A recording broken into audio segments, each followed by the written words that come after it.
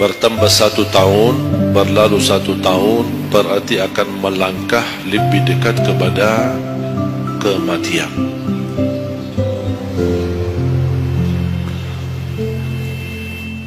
Sebenarnya bukan berapa usia kita, tapi apa isi usia kita. Isinya apa? Dan sebagaimana Rasulullah SAW menjelaskan di hadis yang sahih, di hari kiamat dan tidak akan tergeser kaki seorang sambil ditanya oleh Allah 4 pertanyaan. Berarti kita akan menghadapi 7 pertanyaan.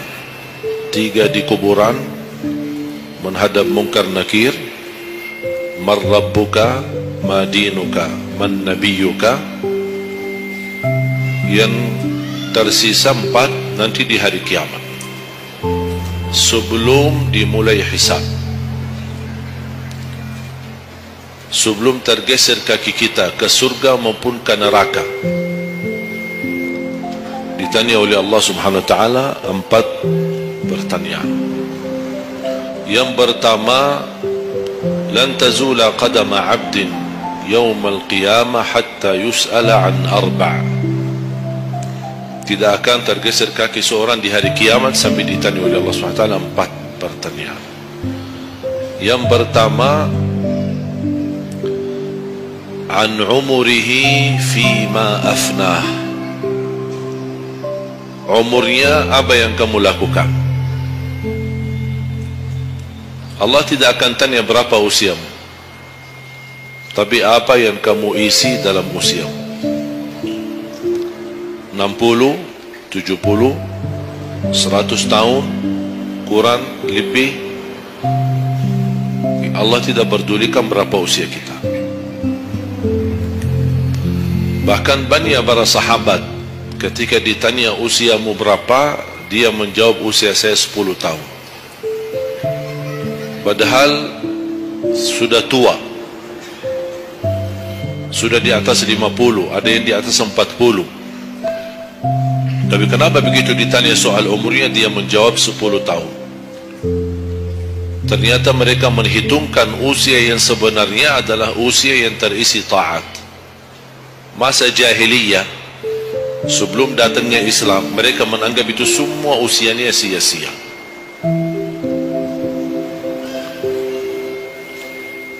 Berarti kalau ada orang muslim tidak salat sama sekali sampai usia 50 tahun, semua usianya sia-sia. Karena tidak ada ibadah satupun yang diterima kalau tidak pernah salat. Biarpun dia haji setiap tahun, puasa setiap Ramadan, dia bersedekah berinfak setiap hari, tapi tidak pernah salat 5 waktu sama sekali, sia-sia amalannya. Karena pertama yang akan dihisab oleh Allah salatnya. Kalau salat itu beres, baru akan ditanya yang lain. Kalau salatnya tidak ada, Allah tidak perlu bertanya yang lain. Makanya saya selalu berkata, khususnya pada pemuda-pemudi, seberapapun dosamu, jangan tinggalkan salat. Sebesar apapun dosamu, jangan tinggalkan salat. Karena salat itu ibadah yang langsung menyambungkan kita sama Allah, tali hubungan kita sama Allah. Kalau tali hubungan kita sama Allah terputus, tidak ada tali yang bisa sambung lagi. Dan selama anda menjaga salat, berarti masih ada harapan masuk dalam golongan yang akan diampuni Allah. Ada ampunan, ada harapan ampunan. Tapi kalau tidak salat, terus bagaimana Allah ampuni kalau tidak mau bertaubat? Banyak orang berkata, saya malu, atau dia merasa ada bisikan di hatinya, buat apa lo salat? Ngapain? Perilaku kamu aja tidak benar, sama orang tua aja tidak benar, dosamu tidak pernah henti-henti, percuma salat, tidak usah. Itu ingat bisikan syaitan. Karena syaitan ingin semuanya sekali-kali rusak. Kalau berbakti baik belum sempurna, masih banyak dosa maksiat, banyak kerusakan yang lain, tapi masih terjaga salatnya, ada harapan diampuni dosanya. Jangan sampai syaitan berhasil menggoda kita sekalian tidak salat. Oh, sudah hancur, sudah rusak yang lain, ditambah lagi parah, tinggalkan salat. Atau ada orang taubat, selama dia tidak salat, lancar, beres, aman, tidak ada apa-apa. Begitu dia taubat, dia merasa sedih, menyesal, dia mulai menjaga salatnya. Hilang motornya, kehilangan kerjaannya, diuji sama Allah SWT dalam rumah tangganya. Setan datang, coba kamu ada dulu biasa-biasanya tidak pernah ada ujian, begitu anda mulai salat ada ujian. Ngapain? Udah berhenti aja salat, nanti kembali beres. Berhenti salat. Pas begitu dia keluar masih kehilangan motor. Ya Allah, gimana? Saya selama ini tidak pernah salat, tidak pernah hilang motor. Begitu saya mulai salat malah hilang motor saya. Datangnya setan di situ. Coba kalau kamu tidak salat, tidak bakal hilang motornya. Akhirnya dia merasa nyesal, dia berhenti. Berarti niatnya bukan taubat, niatnya salat. Ya Allah, mohon aku salat tapi Allah jaga motor aku ya. Itu niatnya. Bukan salat karena Allah, tapi salatnya karena terjaga motornya. Itu beda niat. Berarti ketika kita berlaku ibadah, melakukan sesuatu ibadah, tapi ada ujian yang masuk, jangan anda salahkan ibadahnya, tapi salahkan niatmu. Ada apa dalam niatmu? Pasti ada salah niat.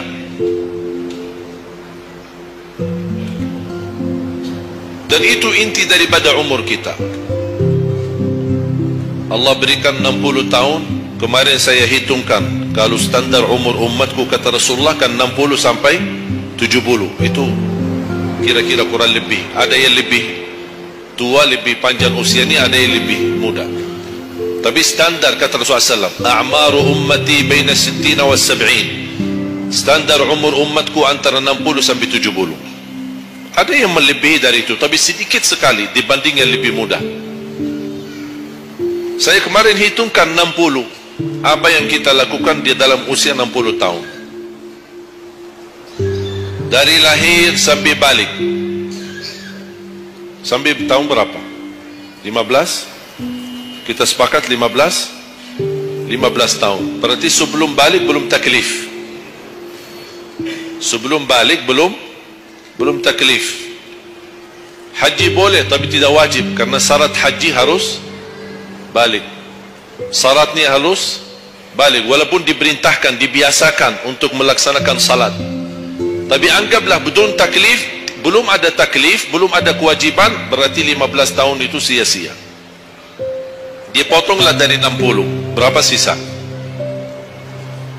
45. Tidur sehari berapa jam?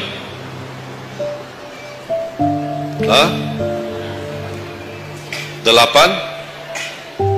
Boleh kita sepakati angka 8? Ya, kita bicara standar. Katanya menurut kesehatan, tidur yang normal dan pas dan cukup adalah 8 jam. Anggaplah 8 jam tidur. Ada yang tidur 12 jam. Ada yang tidur bangun, salat, tidur bangun, salat, tidur bangun. Kalau hari libur, dia tidur, tidak capek tidurnya. Begitu bangun, ya Allah, begal badan saya, tidur lagi.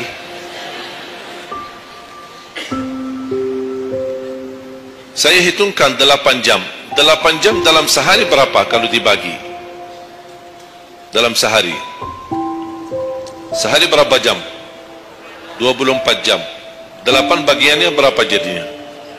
Sepertiga. Sepertiga sehari tidur.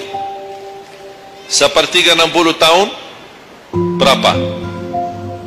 20. 20 tahun ngapain? Tidur. 20 tahun cuman kerjaannya tidur. Mulai dari 8 jam. Coba, memang terlihat angkanya tidak terlalu besar, tapi kalau dihitung dalam usia 60 tahun, 20 tahun tidur. Ditambah 15 belum taklif, jadi 35. Tersisa berapa dari 60? 25. Cari nafkah dan rezeki. Kerjaan, standar kerja, jam kerja berapa jam? 8. Berarti 60 tahun berapa jam? Berapa tahun kita kerja? 20 tahun. 20 tahun cari menjadi kaya. Tapi 20 tahun masih stres. Tak jadi kaya-kaya. Masih bermasalah. Ditambah habis 20 tahun pensiun, tambah hutang. Belum lagi hutang sana sini. Sekarang semua serba hutang. Dan yang aku heran, kenapa orang Indonesia suka berhutang? Ada masalah sedikit hutang. Sekarang HP cicilan bagus-bagus. Begitu saya kemarin diajak sama teman foto, saya lihat HP ini, wih, Masya Allah, HP yang terbaru ini. Maaf, cicilan. Jadi jangan ditipu, jangan tertipu ketika anda melihat handphone baru sama orang, langsung anda baik sangka barangkali cicilan. Tak ada yang sanggup cash. Cash itu 12 juta sampai ada 15 juta. Bawa mobil yang mewah, cicilan. Begitu pindah rumah, cicilan. Jalan-jalan besok juga nikah, cicilan. Semua serba cicilan. Dan terpengaruhi dengan promo sana, sana ini, ada ini, non persen, non ini, apa, sini beli satu, dapat satu. Dan semua serba hutang. Tanpa kita sadar, tidak sadar, memang mudah kita awal-awalnya berhutang, tapi begitu sudah jatuh tagihannya, pusing. Memang hutang ini bikin aku stres. Ada orang minta sama saya amalan. Ada enggak amalannya supaya saya bisa mengatasi masalah hutang ini? Saya bilang mudah amalannya. Jangan berhutang lagi. Udah. Sudah selesai. Hutang itu di dalam Islam dibolehkan kalau sudah benar-benar keadaannya darurat. Sudah tidak ada solusi, tidak ada jalan, tidak ada yang bisa bantu, tidak ada yang bisa menolong. Akhirnya terpaksa. Dan hati-hati dari riba. Jangan terpaksa nanti beralasan, ya Allah saya terpaksa menggunakan pinjaman bank tapi riba. Pinjam 100 juta kembalikan 120 juta. Dosa besar. Masih lebih ringan dosa zina sama ibu daripada terima uang riba. Nauzubillah min zalik.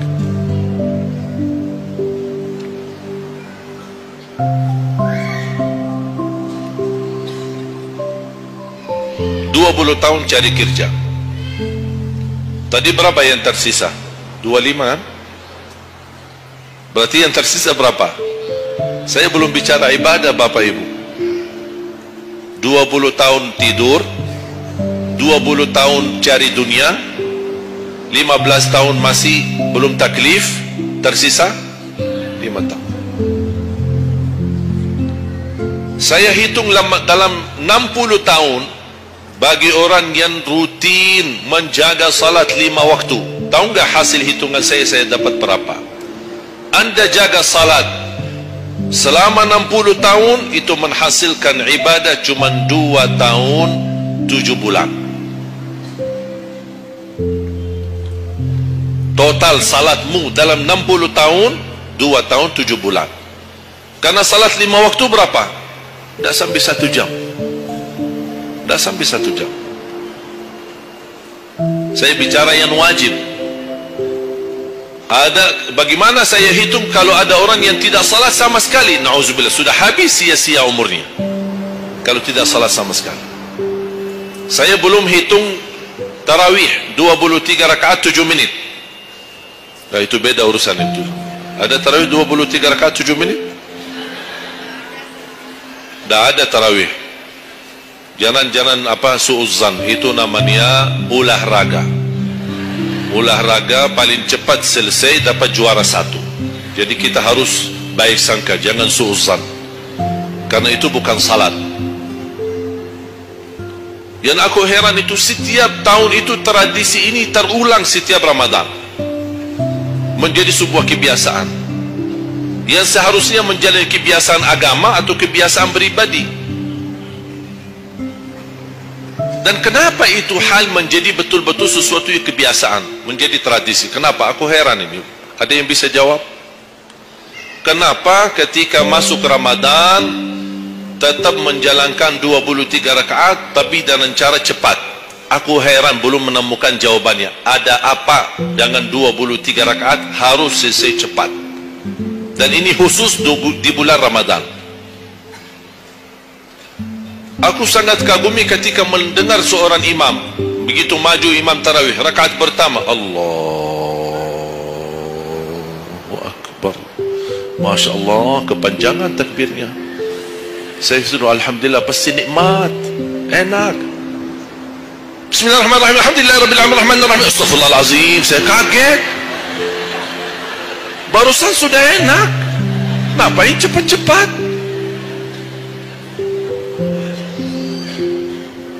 Makanya saya ingat di masa ketika saya di salah satu kampung, ada seorang bapa di samping saya. Saya datang ke masjid, sudah mereka mulai tarawih. Yang aku kasihan bapa di sebelah saya, barangkali usia 80-90. Gerakannya tidak sama seperti kita. Kan kita masih muda, masih bisa mengejar imam. Habis bacaannya imam, saya tidak bisa mendengar kecuali ujung ayat. Oh, ini Al-Fatihah. Bismillahirrahmanirrahim. An-Na'im. Apa? Alhaakumut takatsur. Allahu Akbar. Sami'allahu liman hamidah. Allahu Akbar. Saya masih ikut. Yang saya kasihan bapa yang di samping saya ini. Begitu imam ruku', bapa kan pelan-pelan, kan begal badannya, sudah tua, fisiknya tak kuat, turun pelan-pelan. Imam sudah sampai Allahu hamidah, bapa berdiri lagi, tak jadi ruku' bapa. Pas begitu sujud, kita semua turun sujud. Bapa saya lihat pelan-pelan sambil batu-batu turun. Begitu dia sudah mau nyampe, imam sudah rakaat kedua, bapa malah berdiri lagi, dah jadi sujud. Astaghfirullahaladzim, kasihan bapa, dah jadi ruku, dah jadi sujud. Pas di rakaat yang kedua, saya megang tangannya, Pak, kita pulang aja deh, mendingan salat tarawih di rumah sendiri. Itu bukan salat tarawih. Ramadan cuma berapa kita menemukan Ramadan? Orang yang sudah wafat, kalau kita boleh berbicara dan dengar bisikan, apa yang mereka bisa jawab? Wallahi, semua orang yang sudah mati berkeinginan kembali ke dunia untuk menikmati bulan Ramadan. Mereka ingin menikmati bulan Ramadan, menikmati tarawih, menikmati suasana buka puasa bersama, bagi-bagi sahur dan aktivitas yang lain. Ini kesempatan, kita masih diberi oleh Allah umur, sehat walafiat, maksimalkan. Tidak semestinya 23, mau 11 boleh, mau 23 boleh, mau seberapapun tarawihnya, mau salat tahajud di rumahnya boleh. Ulama sudah menjelaskan jumlah salat malam atau tarawih yang paling sedikit 2 rakaat, yang paling banyak tidak ada batasnya. Jadi kalau kita 2 rakaat, 4 rakaat tutup witir, sah. 8 rakaat tutup witir, sah. 10 rakaat tutup witir, sah, tidak ada masalah. Tidak harus 11 atau 23. Intinya bukan jumlahnya, tetapi cara melaksanakannya. Apalagi kalau bacaan imam bagus, fasih, jelas hurufnya. Saya yakin bagi jamaah yang awam, yang datang setiap Ramadan, setiap malam ikut salat tarawih, dia belum bisa baca Quran, tapi dia mendengar baca imam selama 30 malam, dia pasti bakal belajar Al-Quran karena bacaan imam bagus. Bismillahirrahmanirrahim.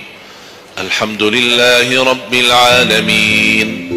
Ar-Rahmanir-Rahim. Maliki yaumiddin. إياك نعبد وإياك نستعين اهدنا الصراط المستقيم صراط الذين أنعمت عليهم غير المغضوب عليهم ولا الضالين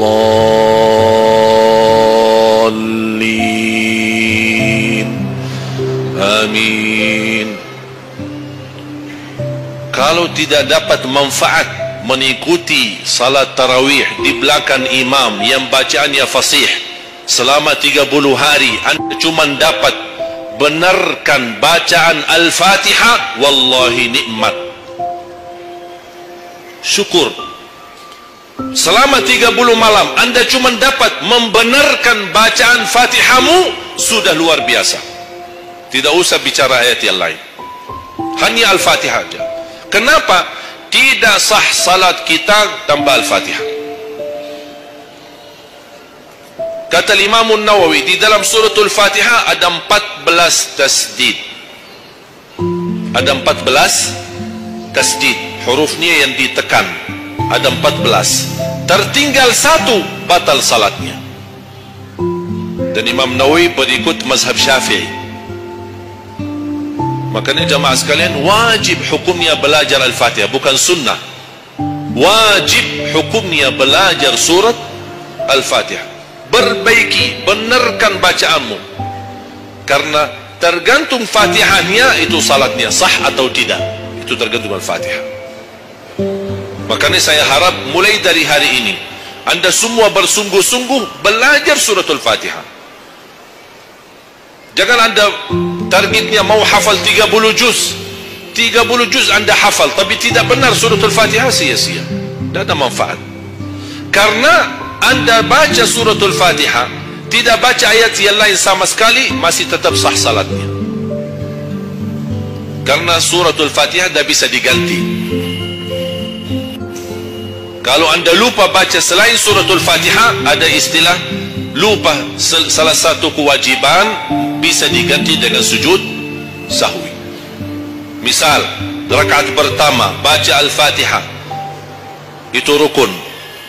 Lanjut dengan baca ayat pendek, anda tidak sadar, habis waladdallin amin, Allahu Akbar, lupa baca ayat, itu diganti dengan sujud sahwi. Itu kalau di salat wajib. Tapi kalau di salat sunnah tidak ada wajib atau rukun selain suratul Fatihah. Jadi anda kalau salat sunnah cuma suratul Fatihah, kemudian takbir, rakaat yang kedua suratul Fatihah, dan kemudian langsung ruku', sah salatnya, tidak apa-apa. Tidak harus baca surah-surah yang lain. Itu di salat sunnah. Tapi kalau di salat wajib, hukumnya baca Al-Fatihah rukun, hukum baca surah yang lain wajib. Kalau terlupa, diganti dengan sujud sahwi. Sujud sahwi 2 kali sebelum salam. Habis tahiyat, sujud 2 kali, kemudian langsung habis itu salam. Dan habis sujud sahwi tidak bagi tahiyat lagi, sudah cukup tahiyat yang anda baca. Makanya kembali lagi jamaah sekalian, umur bukan berapa usianya, tapi apa isinya. Maka Rasulullah SAW bersabda, ni'mal abdu salih man tala umur wa hasun amalu. Sebaik-baik hamba yang salih, yang panjang usianya, tapi baik amalannya. Baik amalannya. Bulan Syaban ini sekarang tersisa kurang lebih 14 atau 16 hari. Rasulullah SAW punya kebiasaan puasa Syaban full. Sampai kata Siti Aisyah, tidak pernah aku melihat Rasulullah puasa 1 bulan penuh selain bulan Ramadan sebagaimana di bulan Syaban. Penuh ni Rasulullah SAW, bukan nisfu. Setiap datangnya Syaban ditanya nisfunya, mana nisfu Syaban? Nisfu. Full Syaban, puasa aja. Di awal boleh, di tengahan boleh, di akhir boleh. Yang tidak boleh, yang tidak pernah puasa Syaban, pas begitu berakhir mau mendekati Ramadan, seminggu terakhir atau 10 hari terakhir, itu ada sebagian ulama berkata makruh. Kalau sudah 2 hari terakhir bulan Syaban, anda tidak pernah ada puasa sebelumnya, itu dianggap oleh ulama haram. Apalagi kalau sudah jatuhnya di hari keraguan, hari ragu-ragu, kemungkinan ini bisa hari terakhir, kemungkinan bisa masuk Ramadan, isbat Ramadan.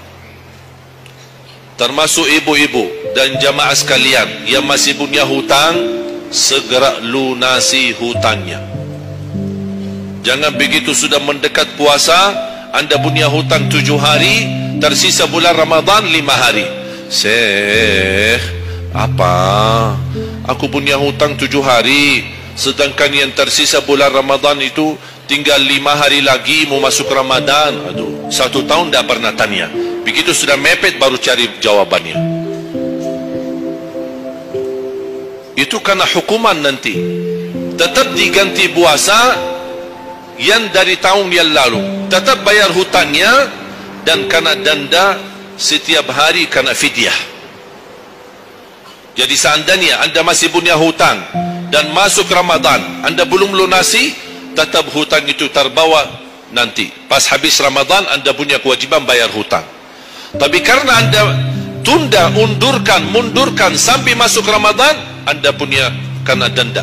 Ditambah lagi, bukan hanya bayar dengan puasa ganti puasa, tapi ada lagi namanya fidyah. 1 hari 1 orang miskin diberikan kecukupan makanan. Makanya kembali lagi, yang punya hutang segera lunasi hutangnya. Masih ada kurang lebih 15 atau 16 hari. Jangan sia-siakan umurmu. Yang kedua, pertanyaan Allah Subhanahu wa taala, wa an syababihi fima ablah. Usia mudahmu, apa yang kamu berjuangkan? Apa yang kamu lakukan? Pertanyaan saya kepada jamaah, usia muda apakah bukan usia dari umur? Bukan sesuatu dari umur? Usia muda bukan sebagian dari umur? Dari total umur? Bukan dari total umur. Tapi kenapa Allah bertanya soal umur secara total dan ditanya lagi soal usia mudamu? Kenapa? Padahal kan sudah cukup Allah tanya tentang umurmu, ditanya lagi tentang usia mudamu. Kenapa 2 kali ditanya?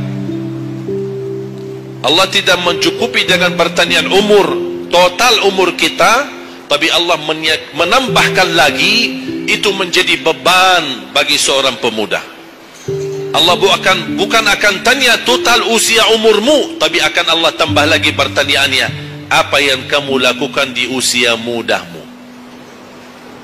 Usia muda itu sangat, menurut saya sangat sensitif.